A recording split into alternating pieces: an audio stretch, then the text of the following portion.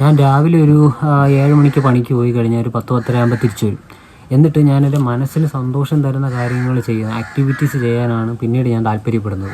As A human being ബുക്കുകൾ വായിക്കേണ്ടതിൻ്റെയും curiosity വർദ്ധിപ്പിക്കേണ്ടതിൻ്റെയും ആവശ്യകത അല്ലെങ്കിൽ ഇമ്പോർട്ടൻസ് ഞാൻ മനസ്സിലാക്കുന്നു. അതുകൊണ്ട് തന്നെ ഇപ്പോൾ എൻ്റെ ലൈഫിൽ ഞാനൊരു ക്യൂരിയോസിറ്റി ബുക്ക് കയ്യിൽ കൊണ്ട് നടക്കും. അപ്പോൾ ഈ ബുക്കിൽ എനിക്ക് എന്തെങ്കിലും ക്യൂരിയസ് ആയിട്ട് തോന്നുന്ന കാര്യങ്ങളും അല്ലെങ്കിൽ അറിയണമെന്ന് ആഗ്രഹമുള്ള കാര്യങ്ങളൊക്കെ ഞാൻ ആ ബുക്കിൽ എഴുതി വയ്ക്കും. എൻ്റെ ലൈഫിൻ്റെ ഗോളെന്ന് പറഞ്ഞാൽ ഇത്രയേ ഉള്ളൂ.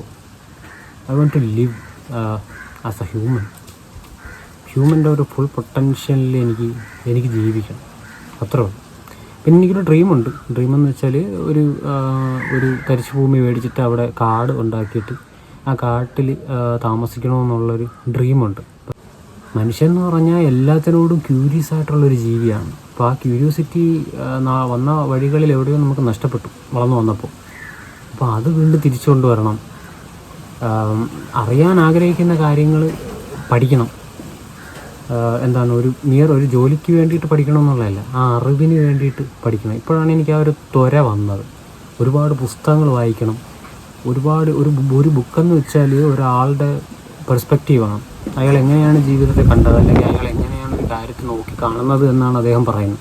അപ്പോൾ ഈ സംഭവം നമ്മൾ ആ പുസ്തകം വായിക്കുമ്പോൾ അയാളുടെ ആ പെർസ്പെക്റ്റീവ് നമ്മൾ മനസ്സിലാക്കിയെടുക്കും.